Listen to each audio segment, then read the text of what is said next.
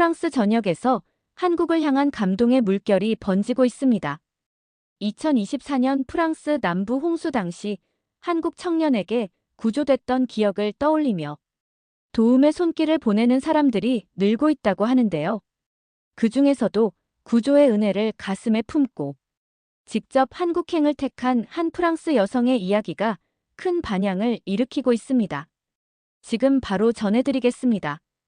안녕하세요. 저는 엘로디라고 해요. 프랑스 남부의 작은 도시에서 태어나 지금은 35살 요양병원에서 일하고 있는 간병인입니다. 저는 늘 사람은 사람을 통해 변화한다고 믿어요. 세상이 차가워 보일 때도 어딘가엔 반드시 따뜻한 손이 있다고 생각해왔습니다. 다만 그게 제 삶에 이렇게 깊이 들어올 줄은 몰랐어요. 저는 특별한 사람도 아니고 특별한 인생을 산 것도 아니에요. 하지만 그날 이후 모든 게 달라졌어요. 제가 겪은 이야기를 조금 나눠볼게요. 2024년 여름, 그날은 평범했어요. 평소처럼 요양병원 근무를 마치고 집으로 돌아왔고 창밖에 흐르던 비도 그저 프랑스 남부에서 자주 보는 여름 소나기 같았어요. 문제는 그 비가 멈추지 않았다는 거였어요. 몇 시간이고, 아니 거의 하루 종일 쏟아졌습니다. 처음엔 창문 너머로 보이는 물웅덩이를 보며 그냥 짜증만 났어요. 그런데 저녁 무렵이 되자 집 앞 골목이 물로 뒤덮이기 시작했고 그제야 이게 심상치 않다는 걸 느꼈습니다. TV에선 재난 방송이 나왔어요. 인근 마을은 이미 대피 명령이 내려졌고 저희 마을도 곧 순차적으로 대피가 시작될 거라고 했어요. 짐을 챙기려는데 그 순간 전기가 나갔어요. 휴대폰도 터지지 않았고 바깥은 점점 더 암흑 속으로 잠겨갔습니다. 물은 발목을 넘기 시작했고 얼마 지나지 않아 허리까지 차올랐습니다. 도망칠 길은 막혀 있었고 2층 침실로 올라가 창밖을 내다봤습니다. 그제야 심각성을 온몸으로 느꼈어요. 마을 전체가 물에 잠기고 있었고 거리는 마치 강처럼 변해 있었습니다. 저는 구조 요청을 하려고 애썼지만 전화도 메시지도 모두 불통이었어요. 이웃들도 이미 대피했는지 불빛조차 보이지 않았습니다. 창문을 열고 외쳤지만 돌아오는 건 빗소리뿐이었어요. 그렇게 저는 혼자 고립됐습니다. 시간이 흐를수록 두려움이 밀려왔어요. 제가 일하던 요양병원에선 늘 누군가를 돌봤는데 정작 제 자신이 가장 연약한 순간엔 아무도 없었습니다. 그 무력감과 외로움은 말로 다 표현할 수 없어요. 물은 어느새 계단을 타고 2층까지 올라오기 시작했어요. 더는 버틸 수 없다고 판단한 저는 급히 외투를 걸치고 작은 가방 하나에 여권과 응급약품, 휴대폰을 넣어 지붕 쪽 다락방으로 올라갔습니다. 그곳이 그나마 가장 높은 곳이었으니까요. 다락방 창문을 열고 구조 신호를 보내려 했지만 사방이 물바다인데다 이미 해가 져서 아무것도 보이지 않았어요. 배터리도 얼마 남지 않았고 남은 선택지는 기다리는 것뿐이었습니다. 그렇게 몇 시간을 버텼어요. 몸은 젖고 추웠지만 정신이 더 지쳤어요. 이대로 누가 오지 않으면 정말 끝일 수도 있다는 생각이 들었습니다. 창밖을 멍하니 바라보던 그때였어요. 물 위로 뭔가 움직이는 게 보였어요. 처음엔 잔상인가 싶었는데 점점 가까이 다가오는 그림자가 확실히 사람 형체였습니다. 구명조끼를 입은 누군가가 진흙과 잔해를 헤치며 저희 집 쪽으로 오고 있었어요. 그 순간 심장이 터질 듯 뛰었어요. 그 사람은 낯선 언어로 저를 향해 외쳤어요. 무슨 말인지 정확히 들리진 않았지만 구조하러 왔다는 걸 직감했어요. 저는 다락 창문을 두드리며 여기에 사람이 있다고 도와달라고 소리쳤어요. 얼마 안 있어 그는 부서진 울타리를 넘어 집 벽을 타고 올라오기 시작했어요. 물살이 센 데다 벽이 미끄러워 쉽지 않았을 텐데 포기하지 않았어요. 드디어 저와 눈이 마주쳤을 때 그의 얼굴이 또렷이 보였어요. 동양인이었고 30대 초반쯤 되어 보였어요. 땀과 비에 젖은 얼굴엔 지친 기색도 있었지만 눈빛은 너무도 또렷했습니다. Are you okay? 그의 첫 마디였어요. 저는 거의 울듯이 고개를 끄덕였고 그는 손짓으로 내려오라는 신호를 보냈어요. 이미 다락방 아래는 물이 찼기 때문에 제가 몸을 낮춰 그쪽으로 내려가야 했습니다. 겁이 났지만 이상하게도 그 낯선 이의 눈빛이 저를 안심시켰어요. 밧줄을 타고 제가 내려가자 그는 저를 부축하며 가까운 배로 옮겼습니다. 그 작은 고무보트엔 이미 2명의 여성이 타고 있었고 그들 모두 구조를 기다리던 주민들이었습니다. 보트가 출발할 때 그가 제게 물 한 병을 건넸어요. 진흙투성이었지만 그 속에 담긴 정성은 분명히 느껴졌습니다. 가볍게 고개를 숙이며 괜찮으세요? 라고 물었던 그 말투가 지금도 잊히지 않아요. 그가 영어를 잘하진 않았지만 진심은 충분히 전해졌습니다. 저는 그 짧은 순간 이상하게도 눈물이 났어요. 생명의 위협을 느끼던 절망 속에서 누군가가, 그것도 전혀 모르는 외국인이 제 손을 잡아준 거였어요. 구조대의 본격적인 도움을 받기 전 우리는 근처 고지대에 임시로 마련된 대피소로 옮겨졌습니다. 저는 탈진 상태였고 몸 여기저기에 멍이 들어 있었어요. 의료진이 응급처치를 하던 중 그 청년은 조용히 사라졌습니다. 이름도 어디서 왔는지도 모른 채 그는 모습을 감췄어요. 나중에 대피소 스태프에게 물어보니 그 청년은 한국에서 여행 중이던 자원봉사자라고 했습니다. 자신이 묵던 게스트하우스를 벗어나 자발적으로 구조활동에 참여했다고 들었습니다. 본인의 짐도 휴대폰도 모두 잃어버린 상태였다고 했어요. 며칠 후 병원에서 회복 중일 때도 저는 그 청년의 얼굴을 잊을 수 없었어요. 그가 누구였든 그날의 용기와 따뜻함은 제 삶을 바꿔놓았습니다. 그리고 문득 궁금해졌어요. 왜 한국인인 그가 나를, 이름도 모르는 이방인을 위해 그렇게까지 할 수 있었을까? 왜 하필 그가 아니었다면 나는 지금 여기에 없었을 텐데요. 그 의문이 제 안에 씨앗처럼 남았습니다. 그리고 그때부터였어요. 저는 한국이라는 나라에 대해 조금씩 찾아보기 시작했습니다. 그 나라 사람들은 왜 그렇게 행동하는 걸까? 무엇이 그들에게 그런 선택을 하게 만든 걸까? 언어는 생소했고 문화도 낯설었지만 이상하리만큼 마음이 끌렸어요. 아마 저는 그때부터 이미 마음속으로 한국을 향하고 있었던 것 같습니다. 병원 퇴원 후 저는 이상할 정도로 평정심을 유지했어요. 몸은 멀쩡했지만 마음 깊은 곳이 크게 흔들려 있었기 때문이에요. 지붕 위에서 구조되던 순간이 자꾸 떠올랐습니다. 낯선 이의 손길이 제 생명을 지켜준 그 기억은 단순한 감사로는 다 표현할 수 없었어요. 그 감정은 시간이 지날수록 점점 더 묘한 방향으로 번졌습니다.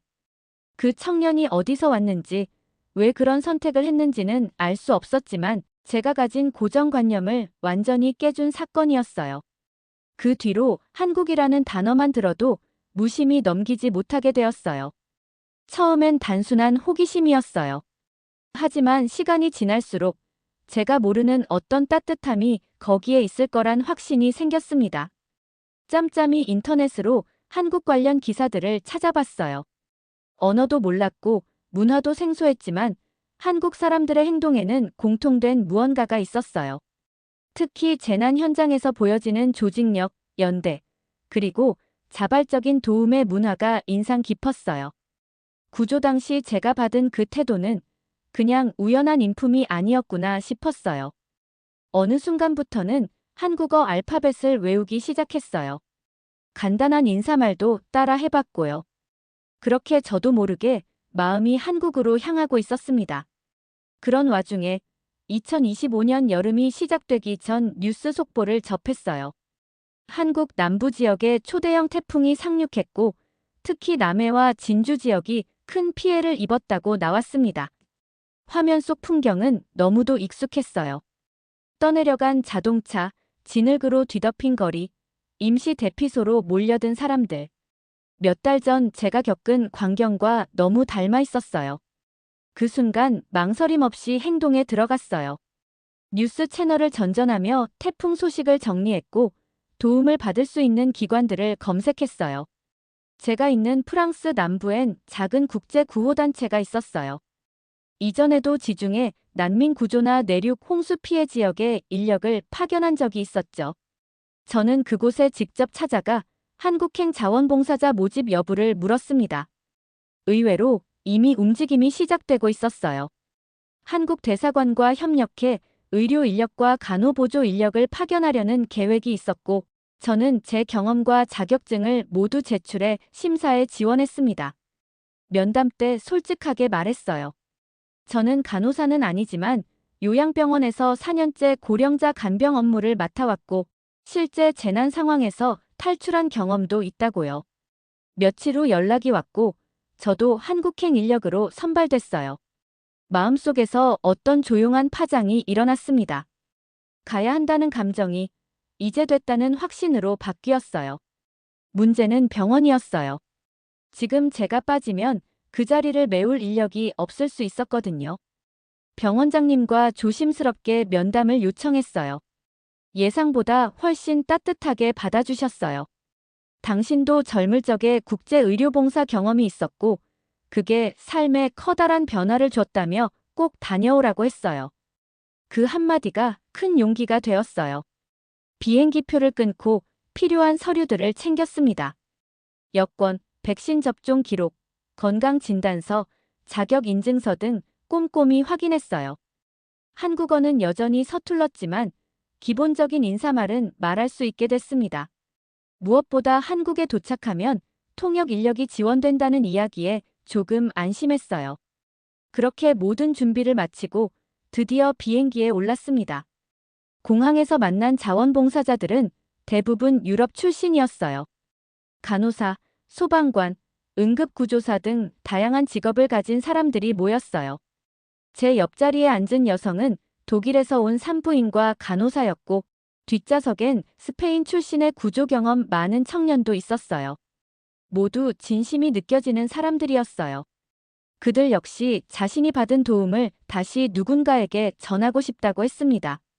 비행 시간이 길었지만 이상하게 지루하지 않았어요. 한국에 도착했을 때 가장 먼저 느낀 건 질서였어요. 인천공항은 혼잡하지 않았고, 자원봉사자들을 맞이하는 현지 구호단체의 움직임은 매우 체계적이었습니다. 환영 플래카드보다 더 인상 깊었던 건 일일이 눈 맞추고 고개 숙여 인사하는 그들의 태도였어요. 입국 심사를 마치고 우리는 곧바로 경남 남해군으로 이동하게 되었어요. 버스를 타고 몇 시간을 달리는 동안 창밖 풍경이 계속 바뀌었습니다. 처음엔 현대적인 고층 건물들이 이어졌고, 이후엔 점점 녹색의 산과 논밭이 펼쳐졌어요. 이질감이 전혀 없진 않았지만 낯선 불편함은 없었어요. 오히려 마음이 차분해졌습니다. 그날 저녁 남해에 도착했어요. 대피소가 설치된 한 고등학교 체육관은 이미 사람들로 가득했어요. 노인, 아이 가족 단위의 이재민들이 간이 침대에 누워 있었고, 체육관 한쪽엔 의료 부스와 급식소가 설치되어 있었어요. 처음 보는 광경이었지만 놀라운 건 혼란이 없다는 점이었어요. 고통은 분명해 보였지만 그 속에서도 모두가 움직이고 있었습니다. 저는 곧바로 간병 지원 파트에 배정되었어요. 다리나 허리에 부상을 입은 어르신들이 많았고 지병이 있던 분들도 있었어요.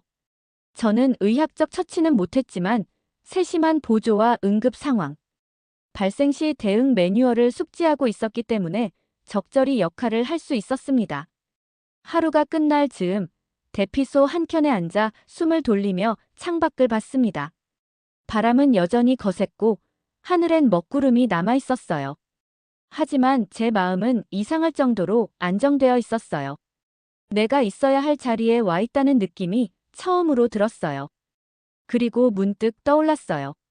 몇 달 전 물에 잠긴 마을에서 누군가 제 손을 잡아주던 그 순간을요. 지금 이곳에서 그 마음을 조금이나마 돌려줄 수 있다면 그것만으로도 충분하다고 생각했습니다. 낯선 땅이었지만 이상하게도 익숙한 따뜻함이 느껴졌어요.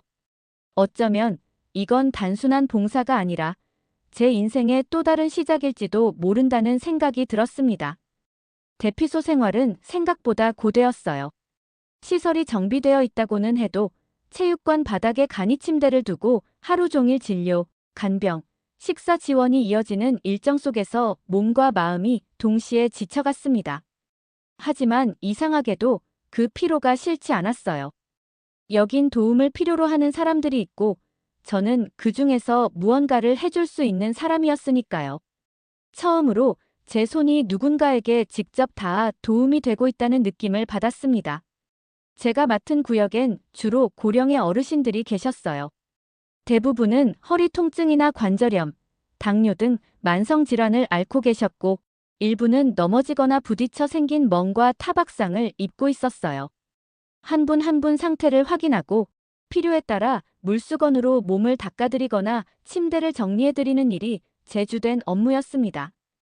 언어는 통하지 않았지만 몸짓과 눈빛으로도 충분히 마음이 전해질 수 있다는 걸 처음으로 느꼈습니다. 처음 며칠 동안은 제 한국어 실력이 거의 쓸모가 없을 정도였어요. 괜찮으세요나 물 드릴까요 같은 말조차 어색하게 들렸고 발음을 알아듣지 못하시는 분도 많았어요. 하지만 시간이 지날수록 표정 하나, 손동작 하나로도 마음을 나눌 수 있다는 걸 알게 되었어요. 어느 날은 한 어르신이 제 손을 꼭 붙잡고 고개를 천천히 끄덕이셨는데 그 짧은 순간에 이상하게 울컥한 감정이 밀려왔습니다. 그 중에서도 특별히 기억에 남는 분이 계셨어요. 80대 중반쯤 되어 보이던 김순자 할머니였습니다. 작은 체구에 잔주름이 가득한 얼굴이셨지만 눈빛만은 맑고 단단했어요. 처음엔 저를 낯설어 하셨지만 제가 하루 이틀 곁을 지키자 조금씩 마음을 여시는 것 같았어요. 어느 날 저녁엔 갑자기 제 손등을 쓰다듬으며 속삭이듯 말씀하셨어요. 저는 알아듣지 못했지만 통역 봉사자가 옆에 있던 덕분에 내용을 들을 수 있었습니다. 예전에 나도 전쟁통에 구조된 적이 있었어. 그때 내 손을 잡아준 사람이 너처럼 생긴 외국인이었지. 세상 참 희한하다. 그 말을 듣고 가슴이 먹먹해졌어요. 제가 처음 그 청년에게 구조되었을 때와 너무 비슷한 이야기였거든요. 인간이란 존재가 시대와 장소를 넘어 같은 경험을 반복하고 있다는 게 신기하면서도 슬펐습니다. 할머니는 이후로도 저를 유독 아껴주셨어요. 식사 시간엔 제 목까지 챙겨주시려 하고 새벽에 한 번씩 깨시면 제 얼굴을 확인하고 다시 눈을 감곤 하셨습니다. 이런 대피소의 일상은 무척 바쁘고 고단했지만 그 속엔 감동이 있었어요. 서로 전혀 모르는 사람들이 하나의 공간에서 함께 울고 웃으며 살아가고 있었어요. 누군가는 아이에게 자신의 밥을 나눠주고 다른 누군가는 노인을 위해 부채질을 하며 하루 종일 곁을 지켰습니다. 그런 모습 속에서 저는 인간애라는 것이 단지 말이나 문화로만 설명되는 게 아니라는 걸 깨달았어요.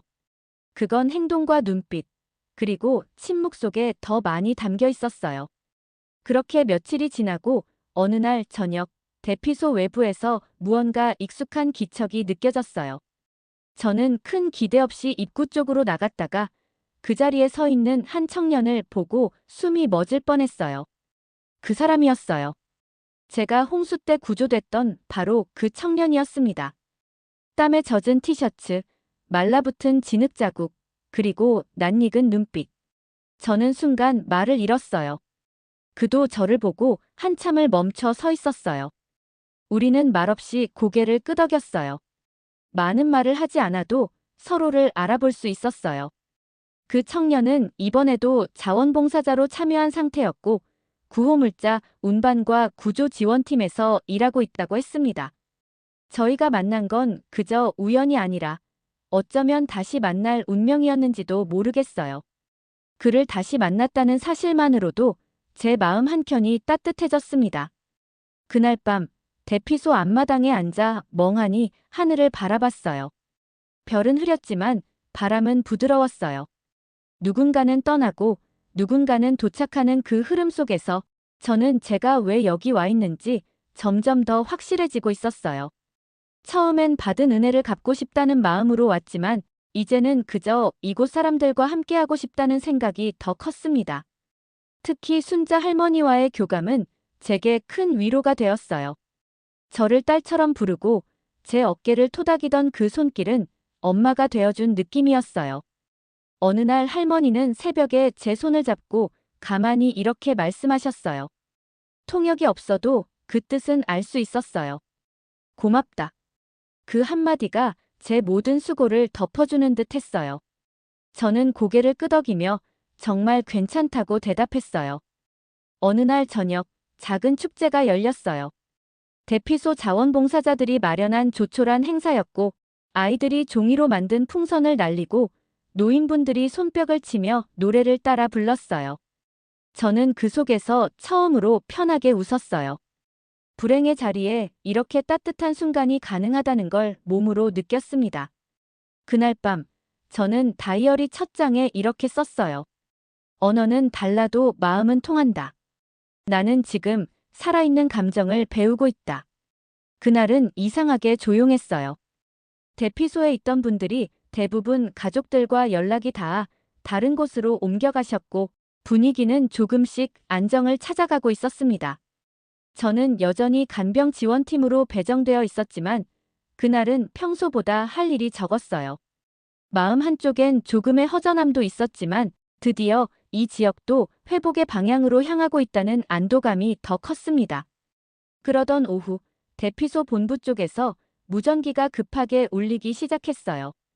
상황실로 뛰어간 통역 봉사자가 다급한 표정으로 돌아왔고 곧바로 자원봉사자 일부를 소집했습니다. 근처 외딴 마을에서 아직 대피하지 못한 노인이 있다는 제보가 들어왔다는 말이었어요. 산자락 깊숙한 곳에 집 한 채만 남아있고 그 안에 할머니 한 분이 있다는 내용이었죠. 무전은 불안정했고 마을로 향하던 연락 차량도 진입에 실패했다고 했어요. 제 안에 묘한 감정이 올라왔어요. 상황이 낯설지 않았습니다. 저 역시 구조되지 못하고 홀로 남겨졌던 경험이 있었기 때문이에요. 그래서 저는 주저하지 않고 손을 들었어요. 누가 데려가 달라고 한 것도 아닌데 저도 모르게 목소리를 냈습니다. 제가 가야 할 것 같아요. 구조팀 팀장은 처음엔 고개를 저었어요. 현장은 위험하고 의료 지식이 있어도 접근이 쉽지 않다고 했습니다. 하지만 저는 단호하게 제 경험을 이야기했어요. 프랑스 대홍수 때 직접 고립을 경험했고 현재 요양병원에서 고령 환자 돌봄을 4년 넘게 해왔다는 점도 설명했어요. 마침 구조팀의 간호사가 부족하다는 이야기가 나오자 결국 참여를 허락받았어요. 이동 준비는 빠르게 이뤄졌습니다. 구조팀, 구호자원봉사자, 군 병력 일부가 합류했고 응급키트와 산소통, 최소한의 장비만 챙겨 산길로 향했어요. 차량은 중간까지만 들어갈 수 있었고 이후는 도보로 이동해야 했습니다. 산길은 태풍 여파로 심하게 무너져 있었어요. 진흙이 그대로 말라붙은 경사로는 발을 헛디기 쉬웠고 나뭇가지와 잔해가 길을 막고 있었습니다. 저는 구조대원의 뒤를 따라 조심스럽게 발을 내딛었어요. 다행히 몸은 가벼웠고 구조키트는 익숙하게 다룰 수 있었습니다. 30분쯤 걸었을까요? 산자락 아래 작은 집이 보였어요. 흙벽과 기와가 반쯤 무너진 집이었고 한쪽은 완전히 부서져 있었습니다.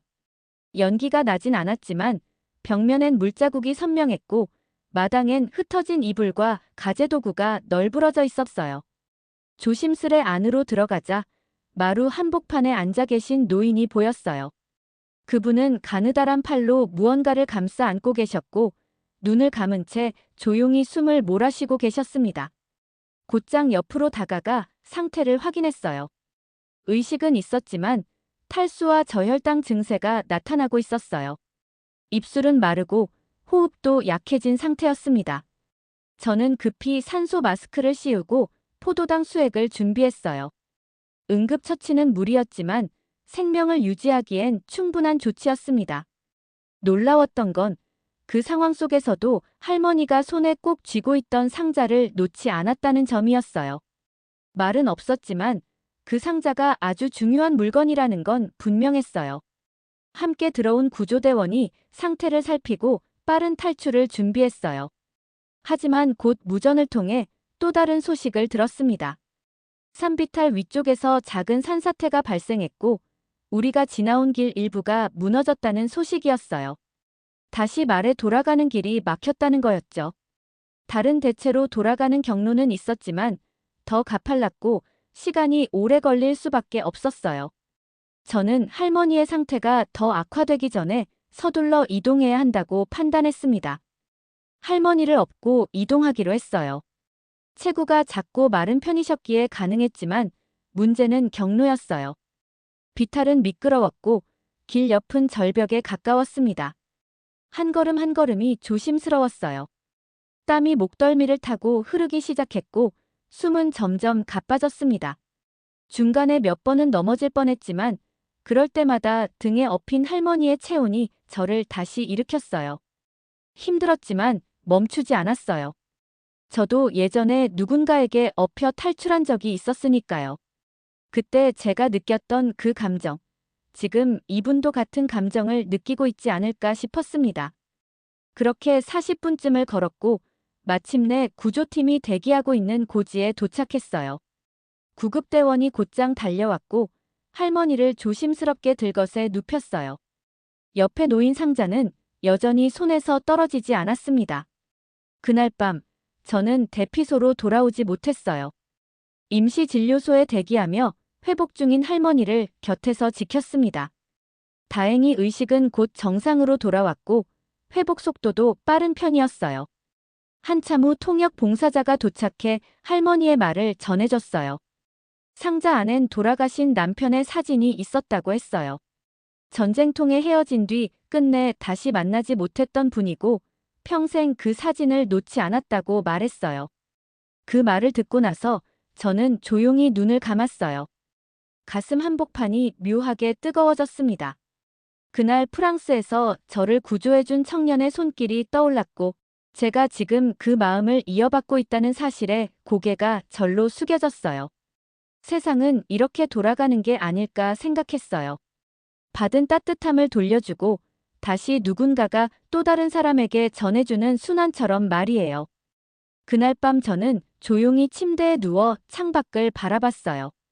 프랑스에서 받았던 그 손길을 이제 제가 한국에서 누군가에게 전하고 있다는 사실이 실감났습니다. 그때 절 구해줬던 청년의 눈빛과 오늘 저를 바라보던 할머니의 손길은 다르지 않았어요. 국적도 언어도 문화도 달랐지만 마음은 같았습니다. 인간이 가진 선함은 위기 속에서 더욱 또렷해지는 것 같아요. 한국이라는 나라는 단순히 구조자가 태어난 곳이 아니었어요. 이곳은 제게 다시 살아갈 이유를 깨닫게 해준 마음의 고향이 되었습니다. 감사합니다, 한국. 이 따뜻함을 잊지 않겠습니다.